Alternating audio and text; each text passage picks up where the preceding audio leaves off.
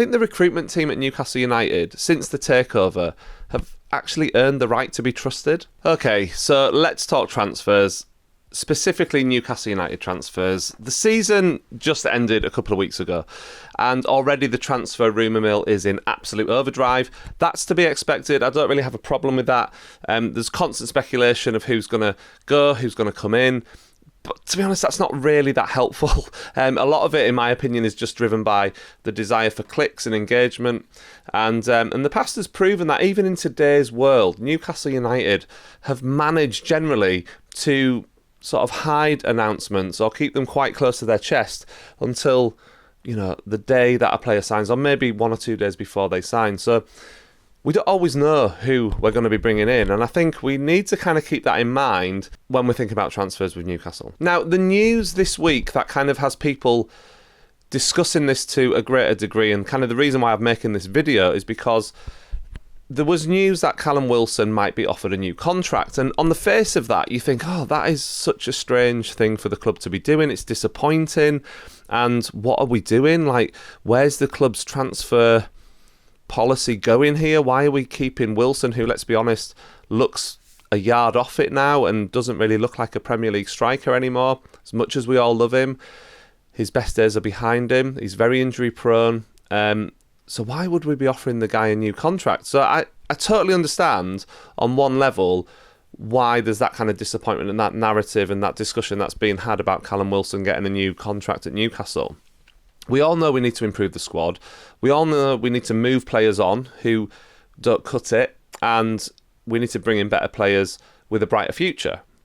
But offering Wilson a 1-year deal, probably pay as you play, let's be honest. It's going to be a cheap deal. It'll be heavily incentivised. I think it sounds quite a sensible thing to do when you factor in this. So Wilson, if he does stay, will probably actually be the number 3 striker next season, possibly even the number 4 striker behind Asula. I don't think Wilson signing a contract means that the club don't bring in another striker.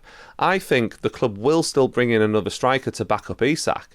So that player will be the number 2 striker. And then you've got like Asula, who might come in and play a bit more in that position as a forward. And then you might have Wilson on like a 1-year deal, pay as you play type thing as an absolute backup. He might only get game time in the FA Cup or the League Cup if we play sort of lower league opponents, that sort of thing. It's literally just a case of having numbers on the books.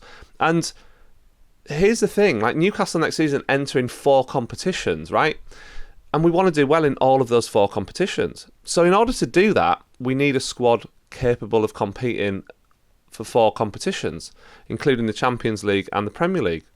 Now, we want to win one of these competitions, so you're looking at the FA Cup probably and the League Cup as the 2 most likely situations where we could do that.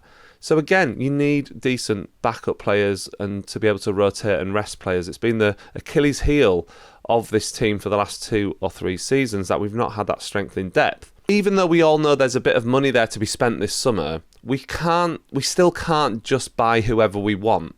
This is still more an evolution rather than a revolution situation. We need numbers next season, but we can't afford to go out and buy 5 or 6 players who cost 40 million or more. We just can't afford to bring that level of player in. So we have to be realistic still. And in all likelihood, we'll probably bring in, I think, maybe 3 or 4 players who can slot into the first team and offer competition. And that will be a massive boost. And I think there'll be a striker. I think there'll be a right winger. I think there'll be a central defender. And then possibly another position. I don't know, maybe even a goalkeeper or something like that. So maybe you're looking at 3 or 4 players who can kind of bring in competition for the first team. But if we get rid of all the players we kind of need to get rid of, and I include kind of Wilson in that, then we'd probably actually need to buy like 8 or 9 players, and that just isn't going to happen in one transfer window.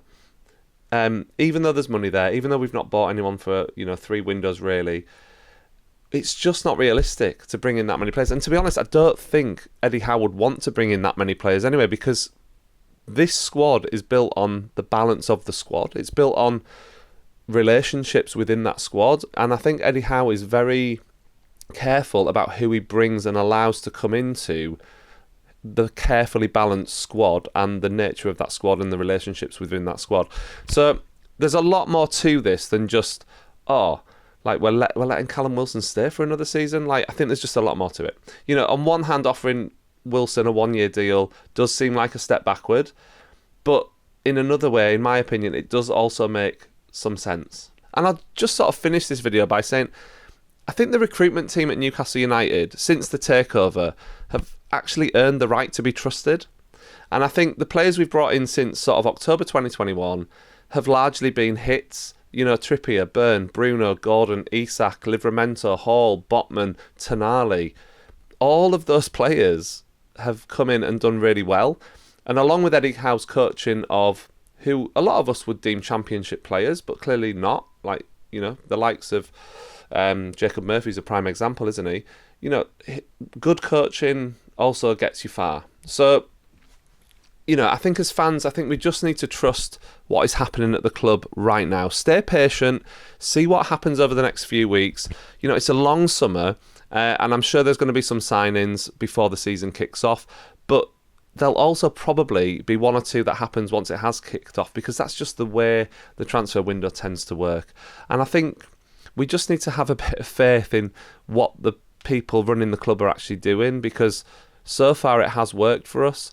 And I know things aren't perfect, but things are pretty good, you know. And I think, like I say, the people running the club have actually earned that right to allow them to just get on with the job. And let's see where we are in August, right? If we've not signed anyone by the time we're kicking the season off, then yes, I'll be a bit concerned.